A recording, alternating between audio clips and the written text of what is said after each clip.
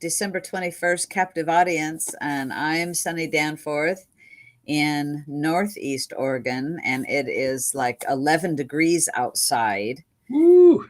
Yes, and we have got, and my wonderful co host, Don Anderson. And I'm on the other side of the state. And over here, it's not quite that cold, but for us, we're not used to it like you all are. But it's probably about 29 or so now. But we know we're getting that blast from the gorge, and we're anticipating a freezing rain bout starting Thursday night. So everything gets shut down, of course, when that happens. And so, go get your firewood, go get your hot chocolate, right? Go get whatever you need. Get Do what it you need. now because Yep. yeah. Uh, Yeah, well, I did a lot of the preparation yesterday mhm. since I had to be out and about, and I had to shovel the driveway for like an hour before I could go to my doctor's appointment in the morning. Yeah. And I was so glad I did because then I didn't have it all, the rest of it just evaporated, and we Right. did have Mhm. some sun yesterday. Mhm. And so I had nice dry driveway Mhm. and not slipping and sliding. Mhm. So Yeah. anyway, but you know what, Don, I got to tell you, and I've posted it on my Facebook page, Mhm. is we've had a hummingbird, okay, Mhm. that's Ooh. wintering over. Well, now we have three hummingbirds. That's so cool.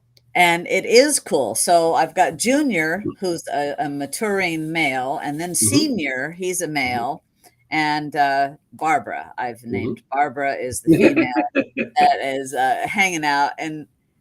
And so today I have a shop light Mhm. that's shining on the feeder to help keep it warm. And Mhm. at 11 degrees, it does Oof. fine. Yeah. But this morning when I got up, it was 8 degrees and it was not solid ice, but it was Mhm. freezing. So I Mhm. have two feeders. So I just took and put a different one out so Mhm. it could have breakfast. And I will Mhm. tell you, like They within came. 2 minutes of putting that out, here was a little Hummer. It was Mhm. Junior actually. He's the one Mhm. who feeds the most Uh-huh. there. And how do I tell the sex of the hummingbird? Well, the females and the males don't look the same. Mhm. And the female doesn't have, the one that we have doesn't have any markings on the throat. Uh-huh. And the male, Senior, has a full on red, it's Anna's hummingbird. Uh-huh. And so it has a full on dark chin. But when the Mhm. light hits it, it is Mhm. flaming red, like chartreuse red. It is so pretty. That's cool. Anyway, and then Junior, he just has like this little black beard or, Mhm. like right here. Anyway, it's fun. It's fun seeing them and glad they're Mhm. surviving. And we're like going through the regular bird food crazy because it's Yeah. so dang cold. Well, I thought all this time that they were warm weather birds, and then we moved up here, because we had tons of hummingbirds, and my son was really into it. We always had feeders, and they'd be out there. I haven't noticed any out there in this cold spell here, but they're here all the time. And if you are in their territory, they will get in your face and let you know. Oh, yeah, absolutely. In Oh, fact, yesterday when I was changing the feeder, I mhm. mean, it just came within like, I don't know, 18 inches, 2 feet of my Yeah. face and just Uh-huh. buzzing really loud. I go, well, I'm here. I'm here. Here's some fresh food. Anyway, it's fun having that little interaction with nature. Yes, it is. We're very fortunate to live in such a beautiful place where that can happen. So, yeah. Yeah, I had asked once. A friend of mine is with the Audubon Society. He Mhm. actually started the Blue Mountain Audubon Society, and I Mhm. had asked him the very first time that we had hummers over winter. I said, "What are they eating?" He says, Mhm. "You ever see those little clouds of gnats in the Mhm. wintertime?" And I go, "Well, Yeah. yeah, I do see those." He goes, "That's what they're eating, but your Wow. nectar Mhm. is the antifreeze for Mhm. them." Okay. But they're gonna be eating those little tiny gnats. Well, I haven't seen any little gnats, but let me tell you, the hummers are at the feeder, so Yeah. it's I'm glad that we're able to, keep them going. Yeah, absolutely. Yeah, it's really cool to have that little addition. Yeah. Yeah, it is. It's darn chilly out there. Yeah. Yeah. So So feeling good, by the way, Bobby. So Bobby had the question. I had the knee replacement, and I'm walking now. It's a little sore, but I have full range of motion. I'm off the narcotics. which you guys might be glad to hear. Hooray. Hooray. So, one pain pill every other day now. So doing pretty good. Thank you for asking. Yeah, that is great news, and glad that the recovery is going well. Very, very glad. Yeah. So there's a lot going on, we've got Twitter files, we've got the omnibus spending bill that senators are trying to, well, they've passed. In fact, Hmm. way I'm shocked, not shocked. I won't say shocked. I'm Hmm. very disappointed at how many Republican senators voted for that. Hmm. Full of pork, $1.7 trillion. And that's not even on our list to talk about, but Oh yeah. it's we got Well, to cut it somewhere. We well, have to cut the spending. well. I think we have to realize that Democrats aren't the only enemies. Um, the enemy within, right? There's a percentage of Republicans that are known as rhinos Yeah. that I mean they're just in office for the power, I guess, but they're not in office to do the right thing. And getting them removed is going to be an uphill battle, but battle we must. Well, that's exactly it, and so we can't forget how people vote, because it's not in the best interest of the United States, Mhm. certainly, of what's going on. And we'll see what happens in the House. We'll see what happens in the House. And Yeah. yeah, over 4,000 pages, nobody read it. Hmm. They've Yeah. seen the highlights of the pork that's in there and Hmm. whatnot, but it's a bad deal. Yeah, I think we're It's just a going to bad recognize deal. that. Yeah, the fights, the wins and losses are just part of the process, right? And Yeah. you're not going to win every time. You might not even win 50% of the time, right? But the classic role model I think you have to use is you go back to the folks that fought Roe v. Wade, right? It took them 50 years. They had a whole lot of setbacks. They had some close calls too before they were finally able to be successful. And I think that's the way we have to think of this. Um, Probably won't see victory in our lifetime, but our job is not to win. Our job is to fight. So, yeah. But you're absolutely right, Don. So, hey, I just posted the story from PJ Media on the Twitter files, part 8. The Pentagon. So the headline is the Pentagon's secret Twitter psyop mission. Oof. Yeah, Oh. that's the headline. And so this is what it says, the portion. The latest Twitter file drops shows us that the feds were using fake accounts on Twitter for psyop and propaganda purposes in the Middle East, and Twitter allowed it to happen, despite testifying to Congress that they would not. Well, Rather than thwart these state run accounts, Twitter gave blue checks and whitelist status to 52 Arab language accounts mm, at the request of the Department of Defense. So, some takeaways. I'm just going to cover these, and then I would love to hear what your thoughts are on this, Don. mhm, Some takeaways from this is one of the fake accounts used an AI generated fake image of a supposed user mhm, as its profile pic. mhm, Twitter allowed the Department of Defense to keep fake profiles operating. It shut down propaganda profiles from countries such as Venezuela, Thailand, and Russia. mhm. Twitter assisted the Pentagon for at least 5 years. Some of the fake Department of Defense accounts promoted U.S. supported militia fighters in Syria. Mhm. One now deleted account spread news that drone strikes killed terrorists but not civilians. Mhm. Yeah. Well, I tell you what it does is it causes you to lose your faith in these institutions. Um, and you look back at when I was a kid, when I was younger, I was really a fan of like, the famous spy novels. So think about John le Carre, think about Robert Ludlum, John, Clancy, right? I read all of that, and it was like fanciful stuff then.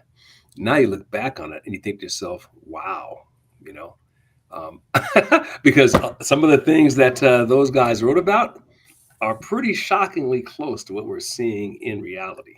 Um, it's really crazy. You remember when we were young, there was a whole thing around J. Edgar Hoover and how he managed to stay in office through all of those presidents, because he had files, and there was a Ludlum novel that was specifically about that. Um, and then we see this sort of thing that's going on with Twitter, and we see that the CIA is out there not just subverting other governments, but subverting our own government. It's it's a scary thing. Um, on the other hand, heroes come from odd places, and to think that Twitter has been bought by the unlikeliest person who's made a decision to do the right thing, it's crazy. You just never know, how God's going to work these things out. You're right there. You're right there. I mean, who saw that coming? Yeah, Who saw that coming? right.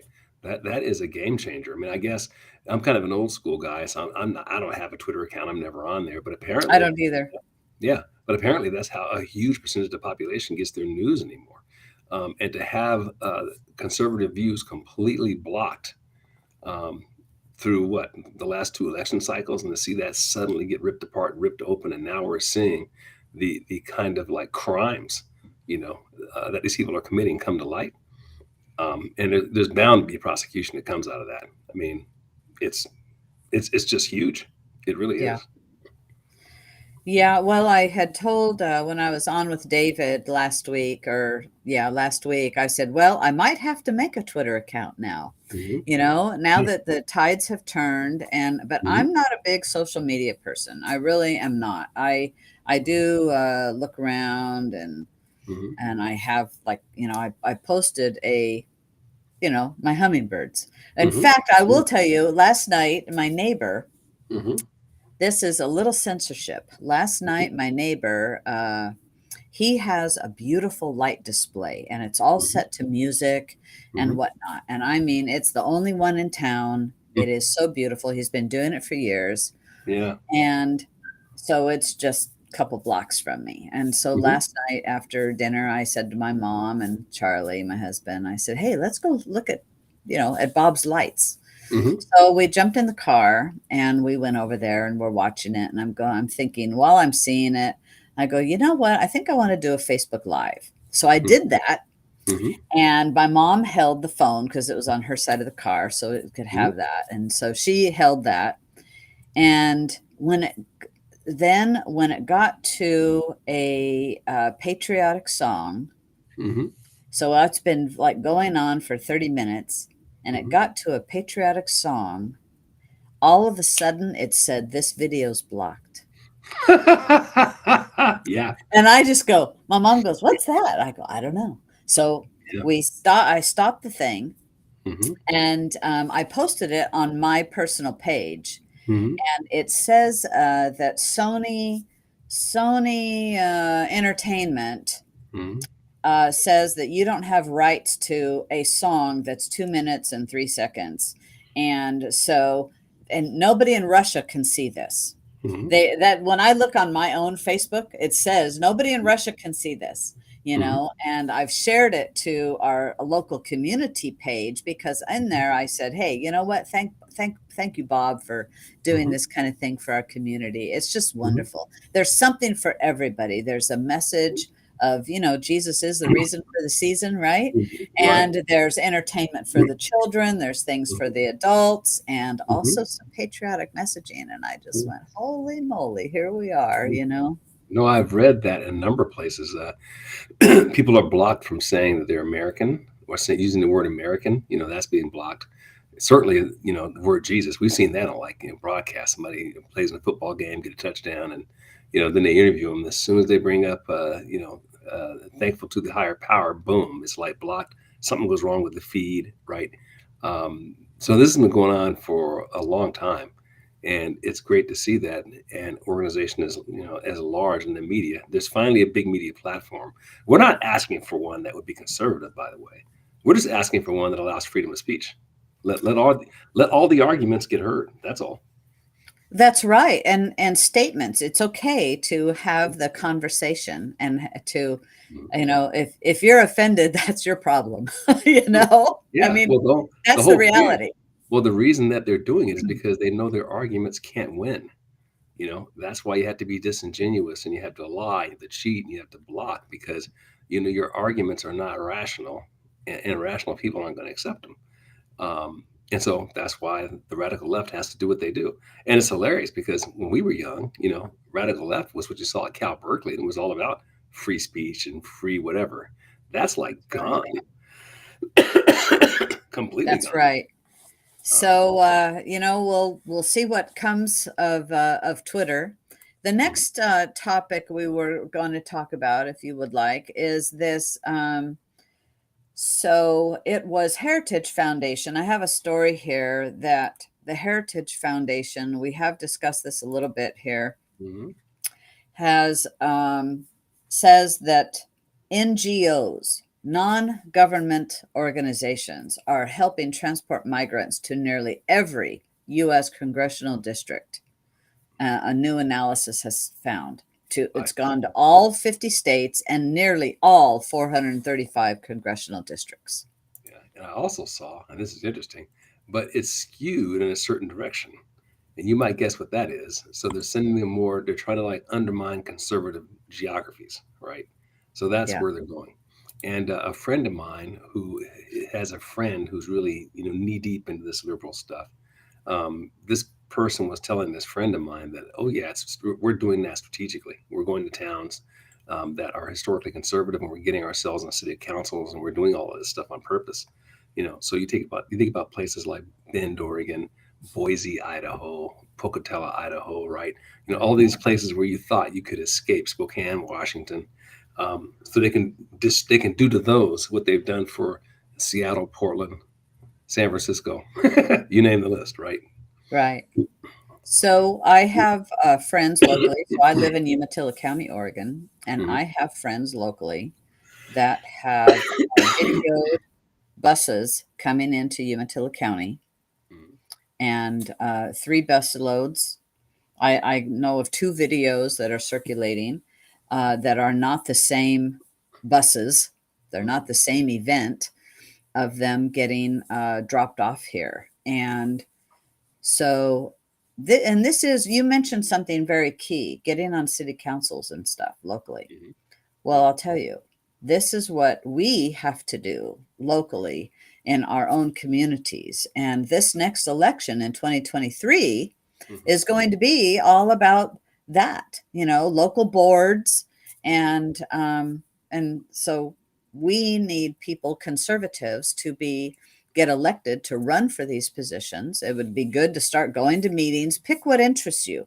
If it's mhm, a water board or if it's a cemetery board, to just go learn what it's all about.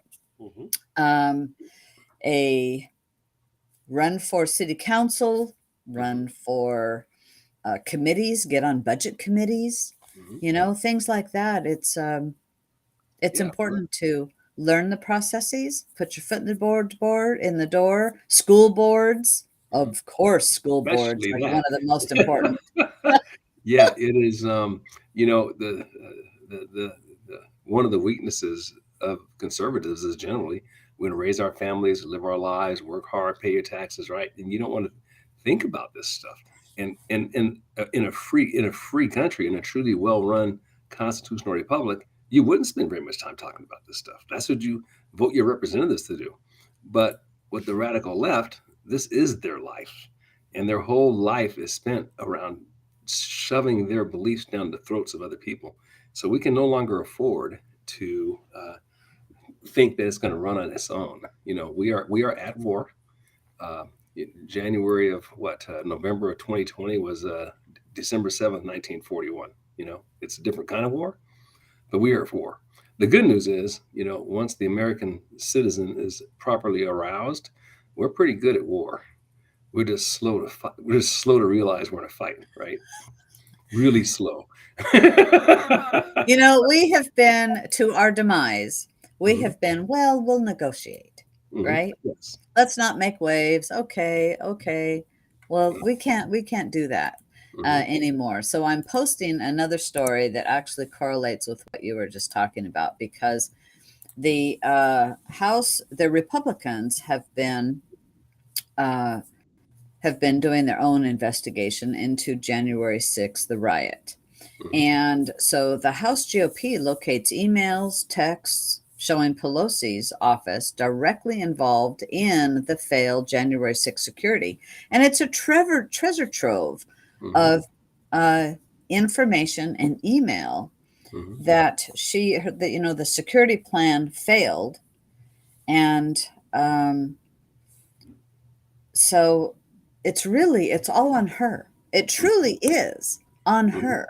When you had then President Donald Trump asking for National Guard to be brought in, and Hmm. it was repeatedly denied.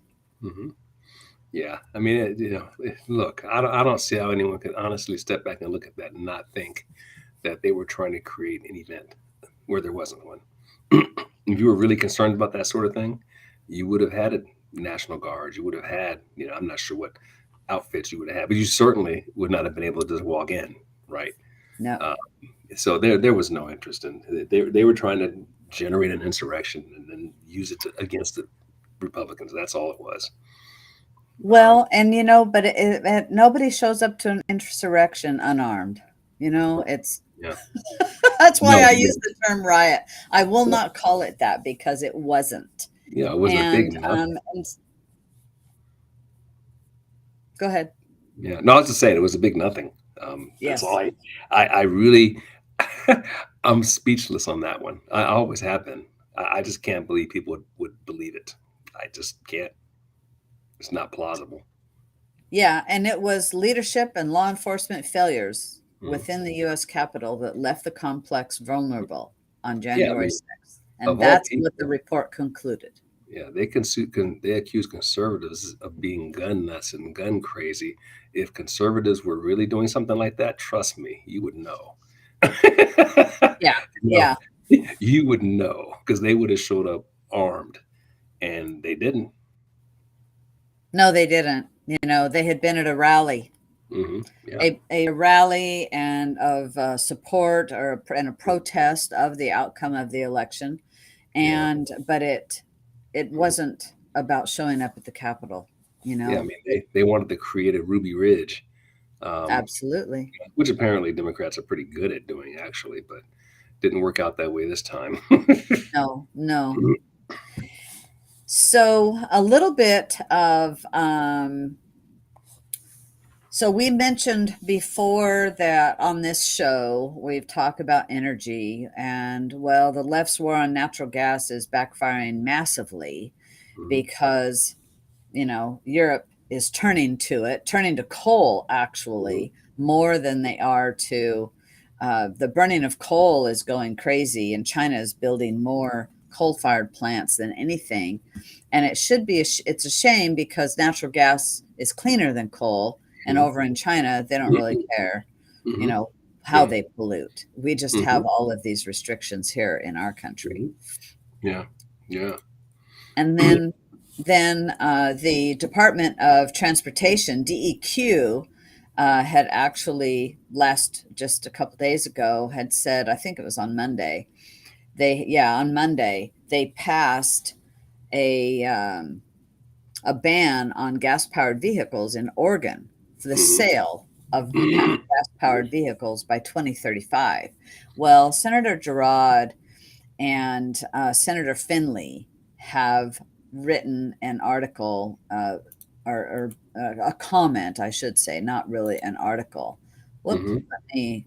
let me trying to get this thing here and talk at the same time. I'm not being very, very good at that today. Some days are better than others. That's But okay. but they have said that this is this action was taken covertly behind closed doors by administrative rule using the governor's executive order, Mhm. usurping authority of the legislature. Mhm. And it appears to be a clear violation of separation of powers. Well, as DEQ's an agency that has gone amok and shows a desperate need for administrative oversight. hmm And almost all states require legislative oversight of administrative rule. So hmm Senator Gerard, he says, that's why I'm prepared to introduce legislation in the coming session doing just that. I hope hmm it goes somewhere. I yeah. commend Senator Gerard. I like him. I know him, and also Lynn Finley, hmm and for their statement on that. And we have to push back and fight against these unelected bureaucratic agencies deciding what is good for us. And it's not deciding what's good for us. It's deciding where our state is going to go. Yeah, because otherwise, Oregonians are going to be in for a whole world of pain. Oh yeah. Yeah, you can only imagine what that's going to do to the cost of cars, your ability to get yourself to and from work or wherever you want to go. Well, which is, of course, the whole objective is to trap you in your own home and make it so you can't move around and get to work. Right? That's it's all about control with these people. Make no mistake about it. Well, it's definitely all about control. All about control. Yeah, you could never win in the ballot box, so you have to you have to do the end around reverse, which is what they do. Yeah. Yeah. So then moving to Portland, Portland, the land of look out, who wants to go visit Portland? The businesses are closing, the businesses are moving because it's so crime is rampant, homelessness is awful. So the Portland Police Bureau ran a shoplifting sting over this past weekend, hmm and the officers said had astonishing results. Huh. hmm Well, they arrested 64 people and served 70 warrants. hmm They recovered 10 stolen vehicles, 3 illegal guns, and over $8,700 worth of merchandise. hmm Now, now, You now know, here's the thing. What would be impressive would be to hear how many of these people got sentenced and then stayed in jail. Um, that would be impressive because we know that in Portland they do catch and release. yes, that's exactly right. So all of It's this like fishing. activity, yes, all of this activity and buzz gets people all excited and hot under the collar. But at the end of the day, these people just back out in the streets. So that's what they do, That's which is one of exactly yeah, right. it's one of the reasons why it's such a difficult time getting people to come to Portland to be cops because you can't do your job. You know, you arrest the guy, and then the next day you're out there arresting them again. Yeah, they are absolutely, absolutely, totally catch and release. And it's so that was a feel good story hmm just ahead of Christmas. Oh, the Portland Police Bureau is doing something to help in Portland. Well, it's a little late, I mean, it's a little late. Right, right, yeah. And you can hardly again. I would never blame the police officers on the ground. It's the No. people leading. It's the leadership there is just so bad. It's just so bad, and the criminals know it, and so they just run wild. Hopefully, with the new city council members that are coming on in Mhm. Portland, things will change because there's some changes happening there, and I hope it's for the better. Yeah, Definitely. and Well, the we thing have a is, couple. go ahead. Go ahead, Go I'm sorry. ahead. I was going to say, and the optimistic thing is that it can change. I mean, this we know what to do. It's just a question of people having the courage to do it. For those of us who are old enough, we might remember when New York City was an absolute hellhole back in the '80s, and then Giuliani came in, with a new police chief and turned it around. I mean, like quickly. And I remember going there. My first visits to New York City was when it was just, I mean, it was a hellhole. And then I went back a couple of years later. It was like a different place. So it can be done, but you got to have the political will and the courage to do it. And we don't have that kind of leadership here yet, I don't think. But the new still that's a big help, though, right? The new Right. we're Right. nudging the ball in the right direction. Well, and that's it. You know what? If it's one person at a time, you have to keep fighting and working towards that end goal hmm of to turn things around. hmm Um, and so, talk about courage. Kirk Cameron wrote a book, and maybe you've all heard about it. It's called As You Grow. And he had been asking libraries to how he would like to come and have story hour. And it is a faith based story hour, okay, with his book. Mhm. And he's been denied and denied and denied. Well, he said, you know what? How about if, I'll just threaten legal action. Well, Mhm. now two public libraries, and one in Indiana and the other one in New York City, have said, you know what? Okay, let's have your story time with Mhm. your faith-based book. So Yeah. there you are.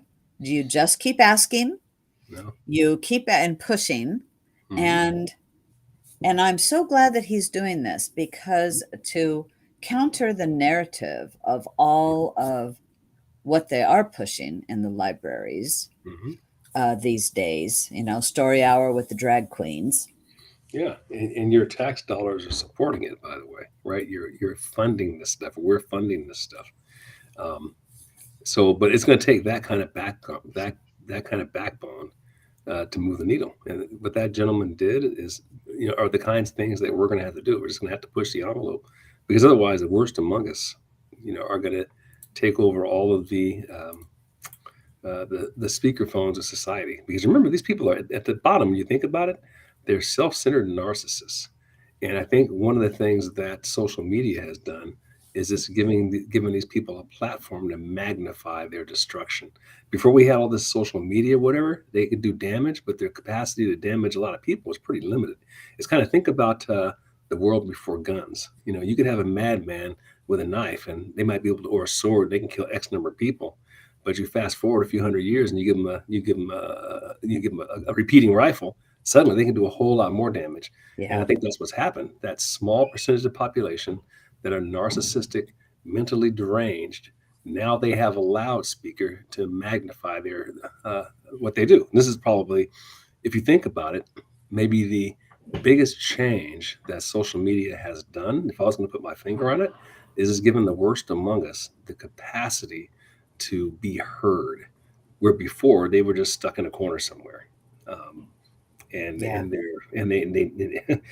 and we have to all recognize that and begin to think about how we manage our time on social media, and more importantly, how we manage those whose minds are not mature enough yet to handle that. And I'm talking about the young, because they're going to be exposed to the worst among us that they, in their ordinary lives, would never come across somebody who's advocating chopping off their breasts and all this insane stuff. But that's where we are. Yep. Yep. So I have another story that I'm just putting on. I just had to block somebody that was coming Mhm. onto our chat that was not Mhm. good. Okay. And so this is from PJ Media, and I watched this. I really like this. I thought it Mhm. was pretty good. Mhm. So I've just posted. It is, you have to watch Rand Paul's Mhm. "'Twas the Week Before Christmas," and he is in a red blazer and a black shirt in front of a fireplace there with a Mhm. Christmas tree, and he has written his own retelling of the classic Mhm. poem "'Twas the Night Before Christmas," called "'Twas the Week Before Christmas," about the 1.7 trillion omnibus bill, and performs it in a video. And I will tell you what, you've got to see it. Pass it on. It's going viral on social media. I'm writing a note So, right now. That sounds hilarious. I'm sorry. Oh, I was just saying, I'm making a note of it right now. Yes. Yeah, I would definitely watch that. So that's Mhm. there's somebody Mhm. that's bringing some attention to it and Mhm. talking about it, because it is, quite frankly, criminal, Mhm. what's going on of trying to pass this 1.7 trillion omnibus bill without reading it. Yeah. Days put, holding these things. Oh, we've got Christmas break. We got to do it now before the new members come in. Yeah. Nobody's fooled by this. Yeah. And it's appalling that we Mhm. had those Republicans in the Senate Mhm. vote for it. Just appalling. We just mentioned that earlier. Yep, There's a we certain did. percentage of So them we're that. kind of end on this. I wanted to save Mhm. that video of Mhm. his "'Twas the Week Before Christmas." Yeah. Well, it sounds entertaining. I'll be looking for that for sure. Okay, so I somebody had asked,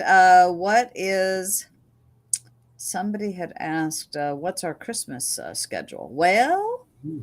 I don't know. We haven't talked about it, but I do know that David and I will be on Friday, Mhm. and I think we'll probably the holiday on Monday, but I don't know because Mhm. we, as a group, we just I had already said that I'm here to be here on Friday, and Christmas is on Sunday, and you know, I wish everybody to have a very Merry Christmas, but we will be back. David and I will be here on Friday. And Don, last words. Just keep the faith. It's been a hugely eventful year, but a very positive one on balance. You think about, what happened with the elections, right? So we're now in control of the House once again. You look about what's happened with Roe v. Wade. You think about uh, what's happened with Twitter. And you think about the word getting out more and more in terms of how people are being duped on these vaccines.